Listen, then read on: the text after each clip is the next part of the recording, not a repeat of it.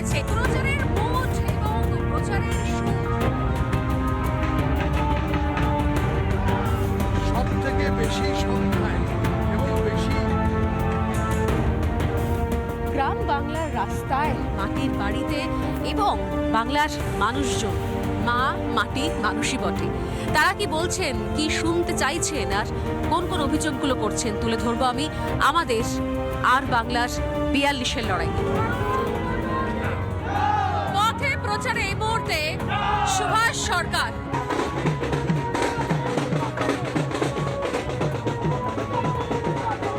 এই মুহূর্তে এখন লম্বা পরিকল্পনা রয়েছে এই যে গ্রামে, মানে এখন পরিকল্পনাটা আমরা এই হাড়িভাঙা গ্রামে আছি। হ্যাঁ। আর এখান থেকে শালতোরা বিধানসভার বিভিন্ন একেবারে গ্রামে গ্রামে আমরা পৌঁছে যাব। সেখানে সাধারণ মানুষের সঙ্গে একেবারে আই টু আই কন্ট্যাক্ট, হ্যাঁ man to man contact, heart to heart contact. যেটা দেখতে পাচ্ছেন সবাই জনে জনে মহিলারা আসছে এবং তারা আমাকে স্বাগত জানাচ্ছে।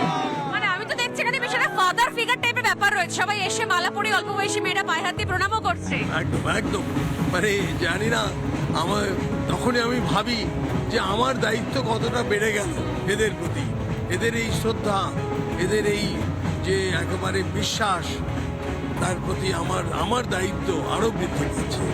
এখান থেকে এখন আমরা যাচ্ছি হচ্ছে বাইকে, তাই তো? হ্যাঁ, এখন আমি কিছুটা বাইকে যাব, গিয়ে তারপরে আমার ভোটখোলা গাড়িতে বসে যাবো। এখনো সেই স্পোর্টিং স্পিরিটটা রয়েছে, সেরকম ভাবে বাইকেই দেখবো আমরা একদম। চলো।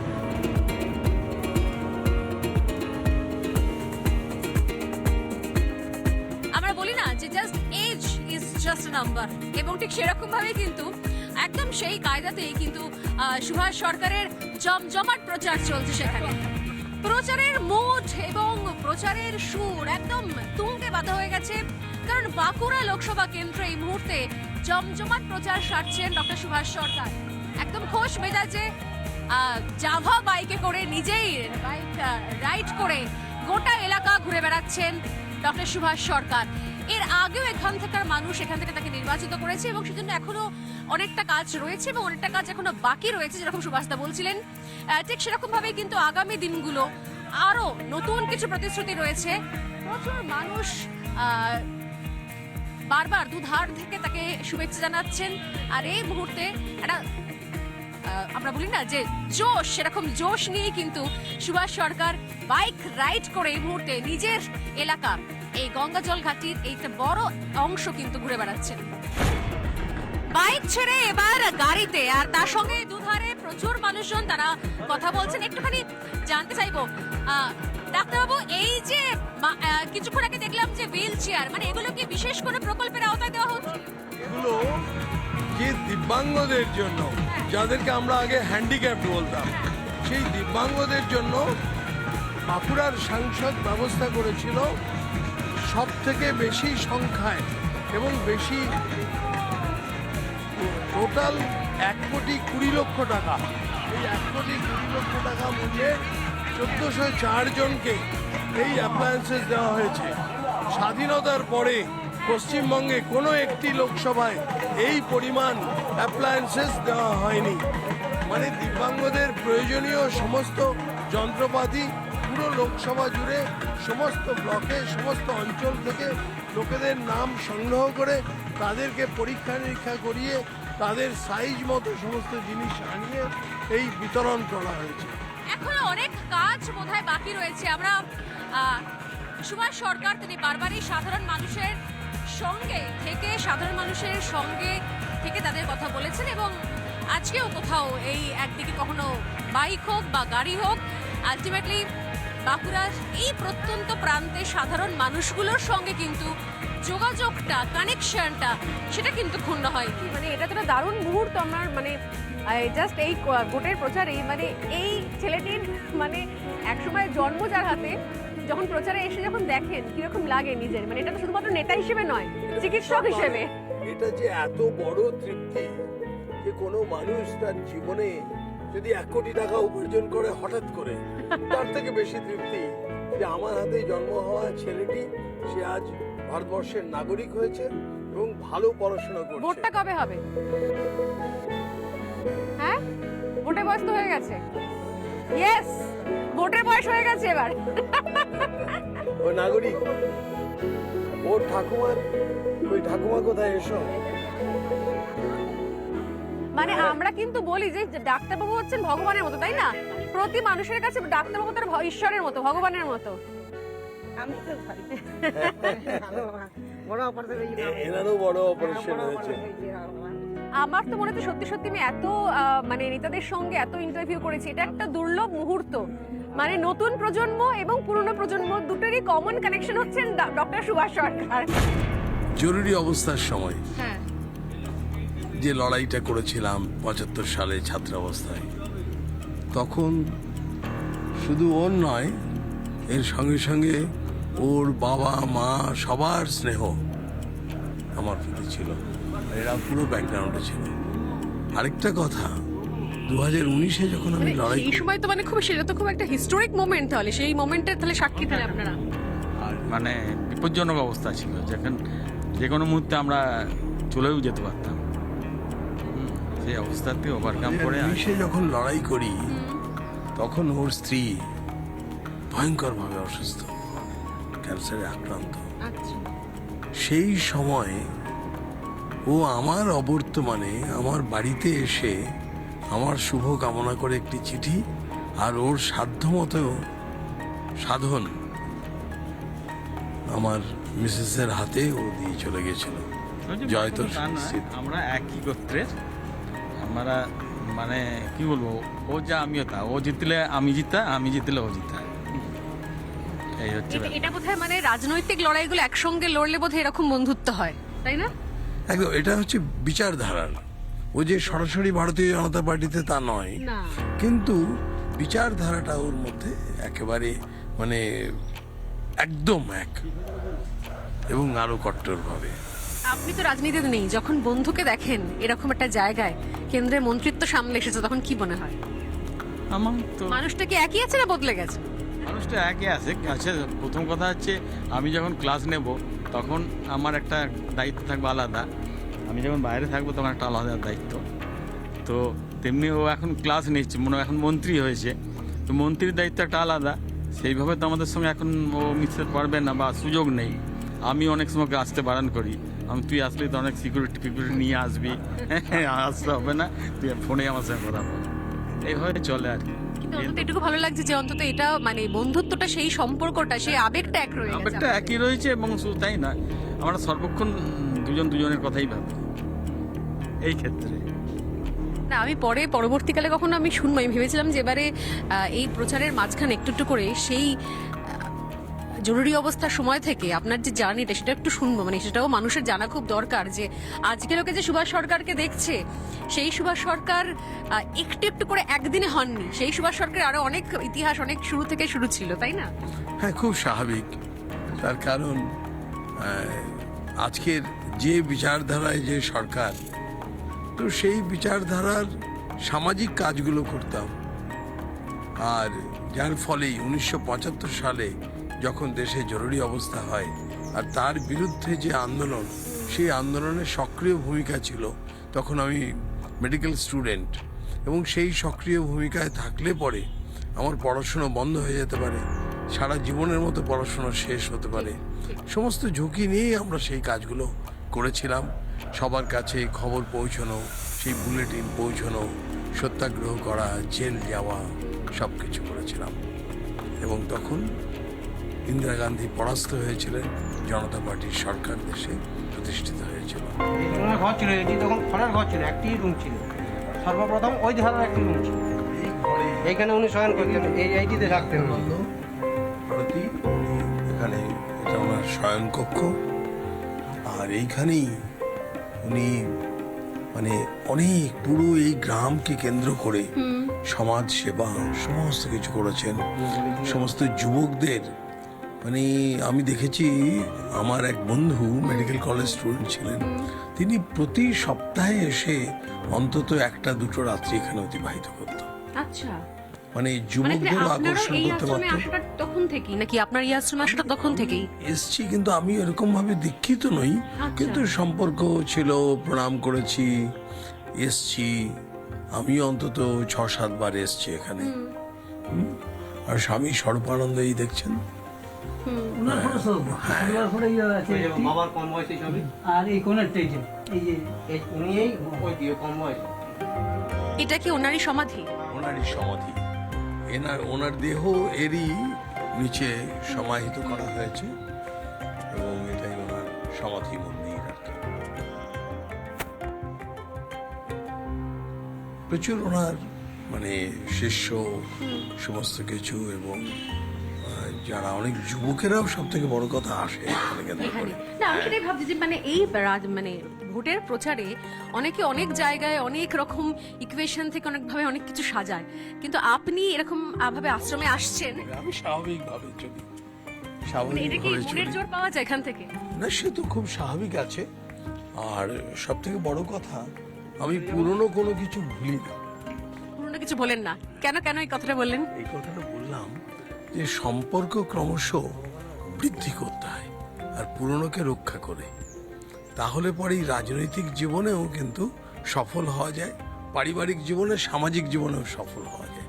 এটা কোনো খুব interesting সম্পর্ক, কথা, মানে কোনো রাজনীতি করলে যে পারিবারিক বা সামাজিক জীবন থেকে বিচ্যুত হয়ে মানুষ গেল, ব্যক্তি জীবন একদম ছাড়খাড় হয়ে গেল, এটা কিন্তু হয় না। একদম না, একদম না। আমি তো মনে করছি আমি যথেষ্ট এটা ব্যালেন্স করতেই পারছি, এবং আমার মানে পরিবার আমার প্রতি কোনো ক্ষুব্ধ নয় যে আমি সময় কম দিচ্ছি বলে। একবার দেখাচ্ছি। আচ্ছা আচ্ছা, আমরাও যাই একটু। এটা যে আশ্রমে মাঝে মধ্যেই আসেন, সেই আশ্রমের আমরাও আজকে চলে এসেছি। ছোট্ট গ্রাম, সেই ছোট্ট গ্রামেই দেখুন এইরকম একটি উপাসনা গৃহ আছে। এই উপাসনা গৃহ কিন্তু শুধু মানুষ মোক্ষ লাভ করার জন্য আসে, খুব বয়স্করা সেরকম নয়। এই আশ্রমটার বৈশিষ্ট্য এটা, যেখানে যুবকেরাও আসে আর এসে বিভিন্ন উপদেশের কথা বলে, তারা ধ্যান করে, মেডিটেশন করে, যাতে তাদের ব্যক্তি জীবনেও আরো ভালো থাকতে পারে। ডাক্তারবাবু, যখন এই সময়তে আপনি প্রচারে রয়েছেন, কিছুক্ষণ আগে মুখ্যমন্ত্রী মমতা বন্দ্যোপাধ্যায় একটা জনসভা করেছেন। তিনি বলেছেন যে বাঁকুড়ার জন্য তিনি কি দেননি, রাস্তা থেকে শুরু করে, হাসপাতাল থেকে শুরু করে, বিশ্ববিদ্যালয় থেকে শুরু করে একদম বাঁকুড়াকে পুরো ঢেলে সাজিয়ে দিয়েছেন। কি বলবে? প্রধানমন্ত্রীর দেওয়া 150 কোটি টাকা ব্যয়ে যে সুপার স্পেশালিটি হসপিটাল হয়েছে, তাতে উনি ডাক্তার দিতে পারলেন না মাননীয় মুখ্যমন্ত্রী। প্রধানমন্ত্রী তো দেখেননি যে রাজ্যের হাসপাতালকেও 150 কোটি টাকা দিয়েছে। উনি কেন দিলেন না ছাতনা মুকুটমণিপুর রেলপথের জায়গা?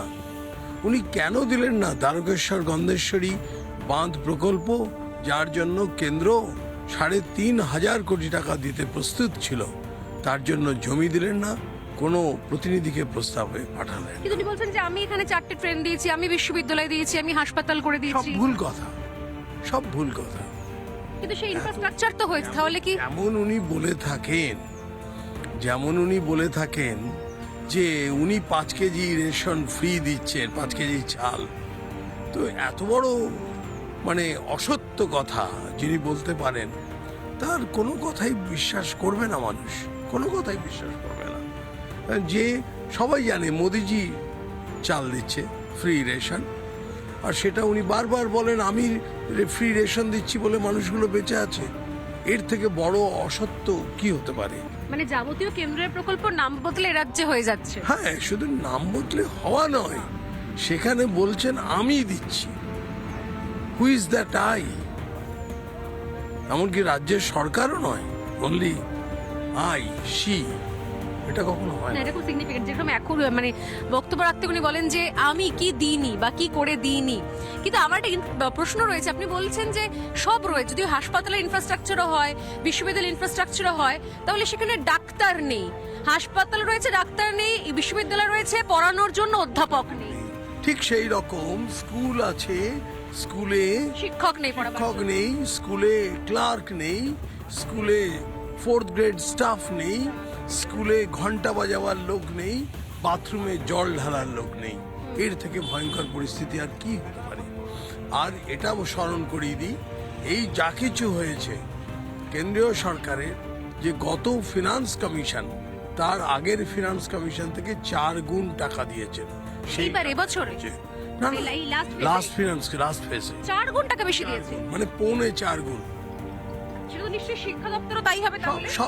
সবকিছু দেয়, মানে আপনি সবকিছু যে দেয়। শিক্ষা দপ্তরটা ভালো জানেন শিক্ষা দপ্তরেও তাই, শিক্ষা দপ্তরে তো এবার যা করেছেন, মানে মিড ডে মিলের টাকা সেটা বগটুয়ে যারা ভিকটিম তাদের পরিবারকে উনি মিড ডে মিলের টাকা দিচ্ছেন। এই অদ্ভুত ব্যাপার, খুব অন্যায়, এত বড় মিথ্যে কথা হয় না।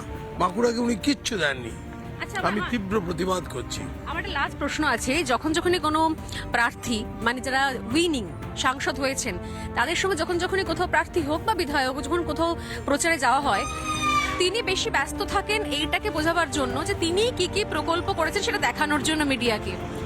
কিন্তু সুভাষ সরকারকে আমি দেখলাম যেখানে এসে আশ্রমে কিছুটা সময় কাটিয়ে গেলেন। এটা কি প্রচারের মাইলেজ থেকে একটু পিছিয়ে পড়লেন না? একদম না। নাকি এটাই আপনি?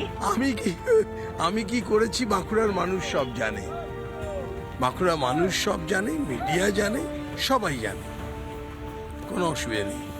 আচ্ছা, আশ্রমের মানুষের সময় সঙ্গে- কাটিয়ে দেওয়া ভালো নাকি? না না, তা কেন হবে? আশ্রমে এখানে অনেক মানুষের সঙ্গে যোগাযোগ হলো, ঠিক। সেটা বড় কথা। প্রচার মানে মানুষের সঙ্গে যোগাযোগ করা। মিডিয়ার সামনে আমি কি করেছি দেখাবার অনেক স্লট আছে, সব স্লটে সেগুলো হয়ে গেছে।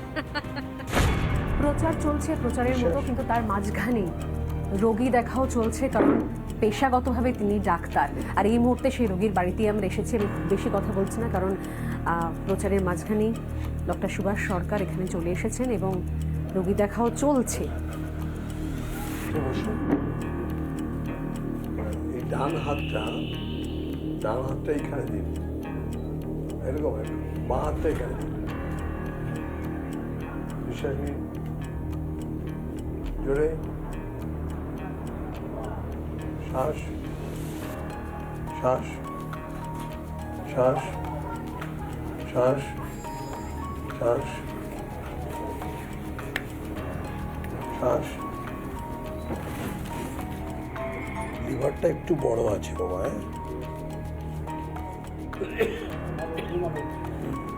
সুভাষবাবু, প্রচারের মধ্যে তাহলে এগুলোও তো পার্টে থেকে যাচ্ছে। থাকি, খুব স্বাভাবিক, এটা নর্মাল ন্যাচারাল। কারণ হচ্ছে আসল যে মানে এই পেশা তো মানে এটাকে বাইপাস করে তো আর কিছুই করা যাচ্ছে না, সে তো বটেই, মানুষ চাইলে তো করতেই হবে না, এটুকু দেখতেই হবে। ঠিক আছে, ভালো থাকুন, ভালো থাকুন অশ্বিনী বাবু।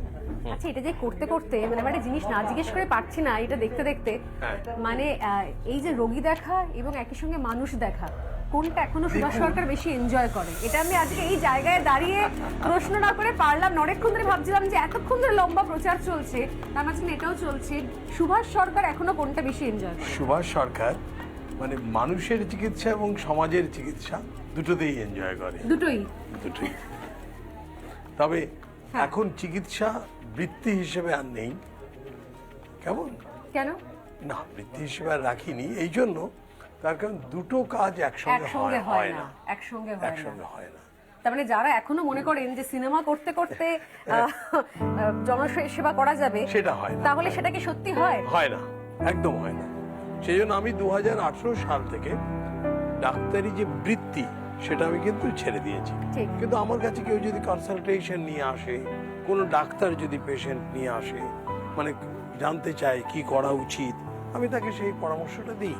But this is not an emergency service. ঠিক ঠিক। মানে তার রেসপন্সিবিলিটি অন্য কোনো ডাক্তার নেবে, আমি পুরো রেসপন্সিবিলিটি নিই না। মানে সেটা যবে থেকে রাজনীতিতে পা রেখেছেন তবে থেকে, নাকি যবে থেকে সাংসদ না, হলেন তবে থেকে? সাংসদ হওয়ার 1 বছর আগে থেকে। সাংসদ হওয়ার 1 বছর আর আগে। অ্যাকচুয়ালি 2013 থেকে গ্র্যাজুয়াল আমি ওটাকে সুইচ ওভার করেছি। আর নিজের কেন্দ্র বাদ দিয়ে রাজ্যের হাসপাতালের অবস্থাগুলো দেখেন, যখন দেখছেন যে এখানে পলিটিশিয়ানরা কোনো স্ক্যামে জড়িয়ে গেলে তবে গিয়ে কোনো আমার মনে হয় অসুস্থ হয়ে পড়েন। মানে আমরা জানতাম না যে কার হার্টের অসুখ রয়েছে, সুগারের অসুখ রয়েছে, কার পালস ফিস্টুলা পর্যন্ত আছে, যদি না তার বাড়িতে ইডি আসে, জানতে পারা যায় না। সব থেকে মর্মান্তিক হচ্ছে যে এই রাজ্য সরকার আয়ুষ্মান ভারত প্রকল্প নিল না, তারা ভাবলো যে এতে বোধহয় মোদিজির সুনাম হয়ে যাবে। ঠিক। আর প্রচার করতে লাগলো যে আমরা তো আগে স্বাস্থ্যসাথী করেছি, মানুষের উপকার করছি। এ বিষয়ে দুটো কথা বলার, বর্তমানে তো স্বাস্থ্যসাথী কার্ডে hydrocele, hernia, appendix, piles, fistula যে অসুখগুলো মানুষের কমন, সেই অপারেশন বন্ধ হয়ে গেছে। কখনো মনে হয় যে মমতা বন্দ্যোপাধ্যায়ের সঙ্গে দেখা করে একটু এগুলো ভালো করে বুঝিয়ে দেওয়া যে আপনার খুবই মনে হয়। ডাক্তার তো আপনি। খুবই মনে হয় তো। না সত্যি যখন এই ধরনের প্রচারগুলো হয় এবং যখন বিভিন্ন সময়তে বাড়ির ভেতরে ঢুকে দেখেন যে কিছু ইস্যুগুলো রয়েছে স্বাস্থ্যগত, তখন মনে হয় না যে সত্যি খুব বড় একটা ক্ষতি হয়ে যাচ্ছে রাজ্যের ভীষণ মানুষের। ক্ষতি হচ্ছে, ভীষণ। আর যেভাবে মদের ঢালাও লাইসেন্স দিয়েছে, আর এর ফলে এমনকি মানে আবার একটা জিনিস খুব, এটা সমস্ত দেশের মানুষ, রাজ্যের মানুষের জানা উচিত, দেশি মদের লাইসেন্স আবার বিলিতি মদের লাইসেন্স একই জায়গায় দিয়েছে। তাহলে এবারে করছে কি, সেখানে দেশি মদ মানুষকে সস্তায় খাইয়ে দিচ্ছে, এবং দেশি মদ মানে সেখানে অ্যামোনিয়াম ক্লোরাইড দেওয়া হয়, নিশাতল, এবং এই দেওয়ার ফলে আজকের দিনে এই পশ্চিমবঙ্গের অল্প বয়সী যুবকদের লিভার নষ্ট হয়ে যাচ্ছে, লিভার ট্রান্সপ্লান্টের জন্য দক্ষিণ ভারতে পাড়ি দিতে হচ্ছে। তার জন্য বাইরে ট্রিটমেন্ট, এই হচ্ছে অবস্থা। বেশ প্রচার চলবে, প্রচার চলতে চলতে আমরা হয়তো আরো এগিয়ে যাব, কিন্তু ঘড়ির কাঁটা অনেক বাড়ছে। ডাক্তারবাবু কি নিজের খাওয়ার দাওয়ার টাইমটা ঠিক নেই? হবে, এরপরে হবে। এরপরে হবে। আচ্ছা বেশ, আমরা অপেক্ষা করলাম। সারাদিন ধরে প্রচারের পর এবার অন্তত একটুখানি দুপুরের ব্রেক, মানে বিরতির সময়। এবারের মানে এই বিরতিতে আমরা কোথায় যাচ্ছি এখন সুভাষ দা? এখন একটি আমাদের বুথ সভাপতি অতি সাধারণ পরিবারের, হ্যাঁ, মানে এসসি পরিবার, সেই বাড়িতে আমাদের খাওয়ার ব্যবস্থা, সেখানে আমরা খাওয়া দাওয়া করবো। আর এই তার সময়টা কারণ মোদিজির হ্যাঁ, কথা, সবার সাথে সবার বিকাশ, সবার বিশ্বাস, সবকা সাথ সবার- সবকা বিকাশ। হ্যাঁ ঠিক। কিন্তু আমি ভাবছিলাম এই বসে আমার একটা গুরুত্বপূর্ণ ইন্টারভিউ আছে, আসলাম যে একটা মেডিকেল ইন্টারভিউ হলে কেমন হয়, মানে এই যে পরিমাণ আমি দেখলাম মিষ্টি, মানে যে পরিমাণ ক্যালোরি হচ্ছে, প্রেশার আছে, প্রেশার সুগার আছে? সুগার আছে, প্রেশার নেই, সুগার কিরকম লেভেল কিরকম একদম থাকে? কন্ট্রোল, একদম control? HbA1c control.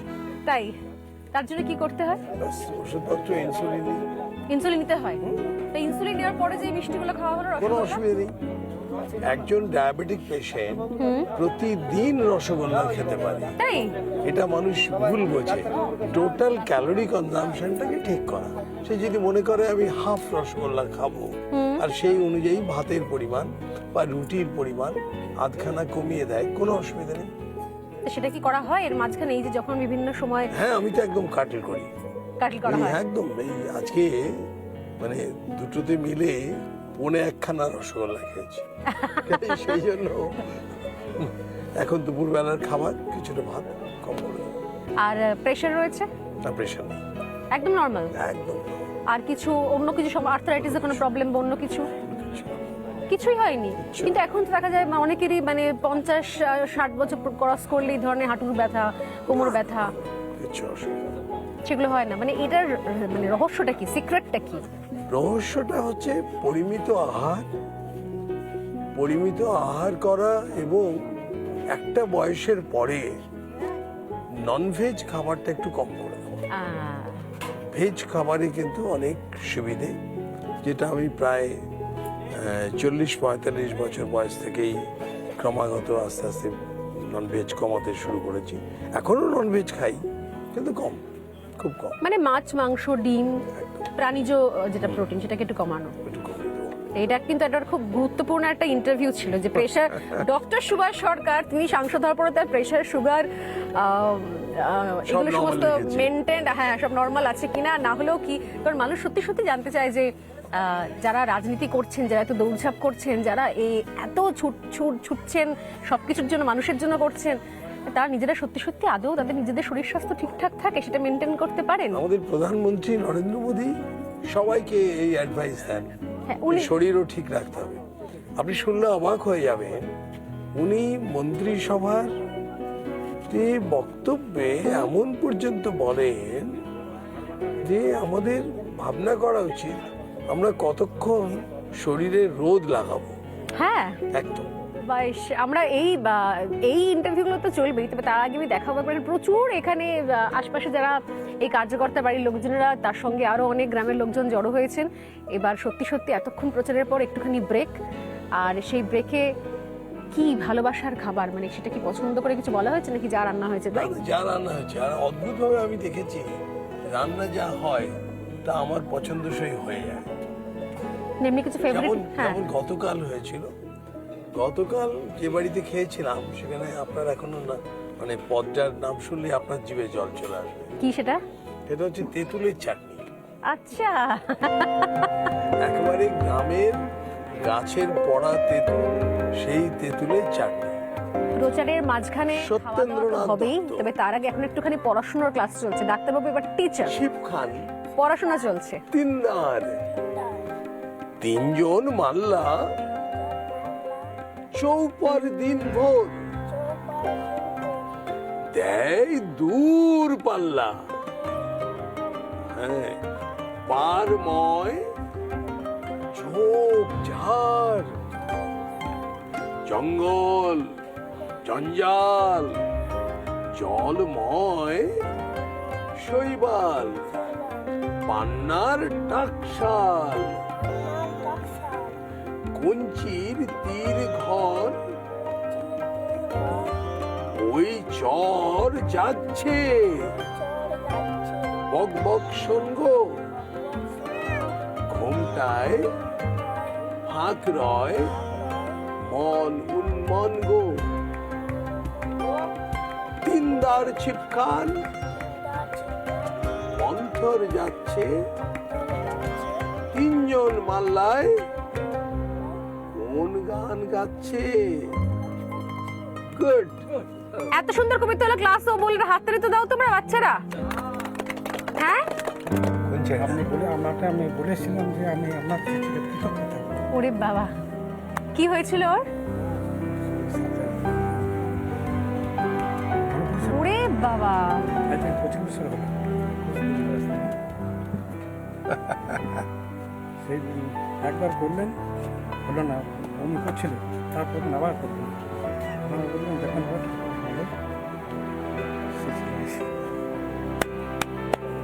কি নাম তোমার?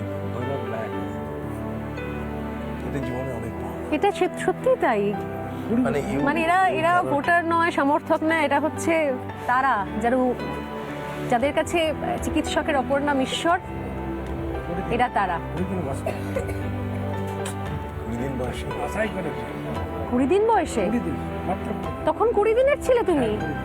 ওরে বাবা, এখন বয়স কত? 25 বছর বয়স। মেজর পার্সেন্ট, মানে একদিনও পার্সেন্টটা হলো। আর ওই মানে দুধ যা খাচ্ছিল এখন আমরা এত দূর বমি হয়ে যাচ্ছে, তার পরের দিন আবার পার্সেন্ট এক মাস ছিলাম আমরা, এক মাস পাক্কা, এক মাস। এবার মাঝখানে মনে পড়েছে, অনেক ছোট বাচ্চা, একদম 20 দিন মানে তো একদম মানে একদম সদ্যজাত। ও কনজেনিটাল, যেটা পাইলোরিক স্টেনোসিস। পাইলোরিক স্টেনোসিস হচ্ছে স্টমাকের পরে ডিউডেনামের ঠিক আগের অংশটাকে পাইলোরাস বলে। ওইখানে ওর জন্ম থেকেই মানে হাইপার মাসল ছিল, আচ্ছা, মাসলটা এমনি করে চিপে ধরে রাখতো, আচ্ছা, মানে খাবার পাস হচ্ছে। ও হো।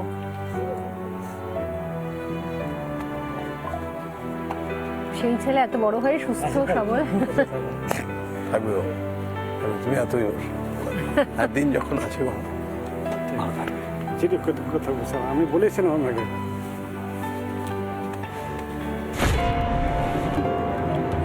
আমি একদম বাঙালি খাবারই খাই। বাঙালি খাবারই সবসময়।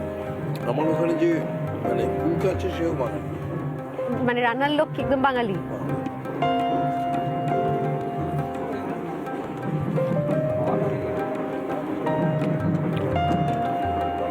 প্রচুর কিছু বানিয়ে ফেলেছে তো এরা এত কম সময়।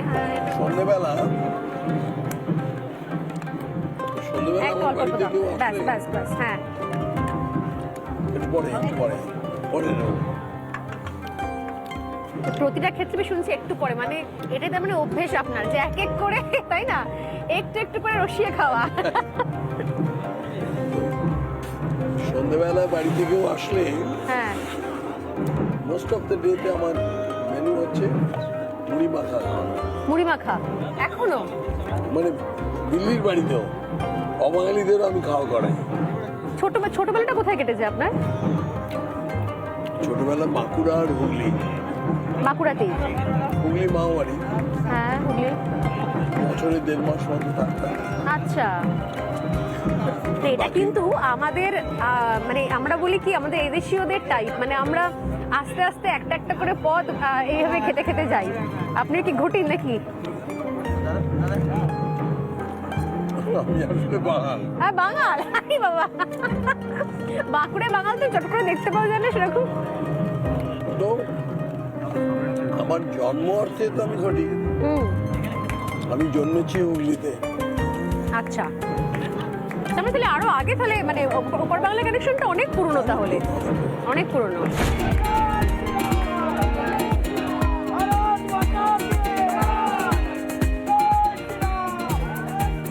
প্রচারে এগোচ্ছে এবং প্রচারের রথ এগোচ্ছে। দুপুরের বিরতির পর এবার একটুখানি নতুন উদ্যমে আমরা আস্তে আস্তে এগিয়ে যাচ্ছি এই প্রচারের মধ্যে, কারণ এই রাস্তাঘাট এগুলো ডক্টর সরকারের ভীষণ রকমভাবে চেনা জানা, কিন্তু রিপাবলিক বাংলার এই নেতার সাথে ভোটের পথে একটু অন্য রকমভাবে কোথাও হচ্ছে। বাঁকুড়া নিয়ে মমতা বন্দ্যোপাধ্যায় বারবার বলছেন যে সবটাই নাকি মমতা বন্দ্যোপাধ্যায় সরকার কাজ করেছে, এখান থেকে মানুষ ঢেলে ভোট দিয়েছে পদ্মফুলকে, কিন্তু সাংসদকে নাকি দেখতে পাওয়া যায়নি। মারাত্মক অভিযোগ এতদিন বাদে করছেন মমতা বন্দ্যোপাধ্যায়, কি বলবেন? উনি চিরকাল অসত্য কথা বলায় অত্যন্ত পটু। এখান থেকে বাঁকুড়ার লোকজন বিরোধী শিবিরকে সিলেক্ট করে নিয়েছে, একদম ভোট পরিষ্কার। দেওয়া হয়েছে, সেই জন্য কি কোথাও তার মাসুল গুনতে হয়েছে বাঁকুড়ার লোকেদেরকে, খেসারত দিতে হয়েছে? সেটা তো একটা আছে, কিন্তু সেটাই সব কথা নয়। এই সরকারের রাজ্যে বিভিন্ন ক্ষেত্রে লোক নিয়োগের ক্ষমতা নেই। ডাক্তার, নার্স, পুলিশ, শিক্ষক, কোথাও নিয়োগের কোনো ক্ষমতা নেই। এরকম এই প্রচারের অভিজ্ঞতাটা কেমন ডাক্তারবাবু? এই প্রচারের অভিজ্ঞতাটা কেমন? এই প্রচারের অভিজ্ঞতা, হ্যাঁ, এই যে এটা তো দিনের পর দিন চলছে, আর অসাধারণ, প্রত্যেক দিন নিত্য নতুন অভিজ্ঞতা আসছে। যেমন আজকে, আর এই যে সাংবাদিক যে গাড়ি চালিয়ে নিয়ে যাচ্ছে, এই এক্সপেরিয়েন্সটা কেমন? এটা তো দারুণ দারুণ। তারপরে বিশেষ করে স্বর্ণালী চালাচ্ছে। একটু প্রাণের ভয় করছিল কি যে মানে কি যে হবে? না না, আমি সেটা ভয় পাইনি। তার কারণ স্টিয়ারিং এ বসার ভঙ্গি দেখে আমি বুঝতে পেরেছি ইনি চালাতে পারবেন, এই বিশ্বাস আমার হয়েছে। কিন্তু আমার এই গাড়ি চালানোর অভিজ্ঞতা একদম প্রথম। একটা পার্সোনাল কোয়েশ্চেন করি একদম, যদি কখনো পালাবদল হয়, আপনারা যেটা আশাটা করেন সব সময়তে, তাহলে কি আমরা রাজ্যের স্বাস্থ্যমন্ত্রীর ভূমিকায় সুভাষ সরকারকে দেখতে পারি?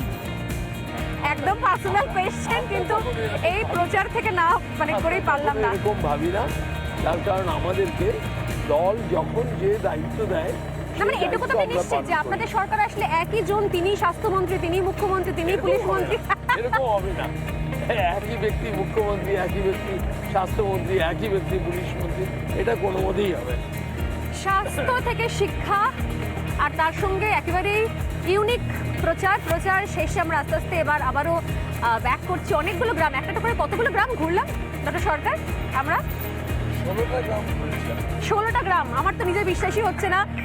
একটা ইউনিক প্রচারের সাক্ষী আমরাও, রিপাবলিক বাংলা।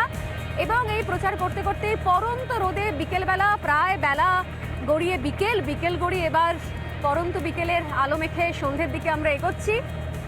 বাঁকুড়ায় গ্রামে ঘুরে ঘুরে একেবারেই গ্রামের নিজস্ব লোক, যেখানে যতটুকু যারা স্বেচ্ছায় এই মিছিলে থাকতে চাইছেন, পতাকা নিয়ে বেরোতে চাইছেন, শুধুমাত্র তাদেরকে নিয়েই সুভাষ সরকার জোর কদমে প্রচার সারছেন। শুধুমাত্র এইভাবেই গ্রামের রাস্তা পেরিয়ে একটু একটু করে একটা করে গ্রাম ঘুরে বেড়ানো এবং সেখানকার মানুষের সঙ্গে কথা বলা, যেটা শুরুতেই বলছিলেন, আবারও বলি একবার, সেটা হচ্ছে পার্সোনাল যোগাযোগ, অর্থাৎ একান্ত ব্যক্তিগত স্তরের কথা। আর তার সঙ্গে এখনো যদিও পেশা নেই, কিন্তু রিপাবলিক বাংলার সাক্ষী থাকলো, ডাক্তারিটা চলছে।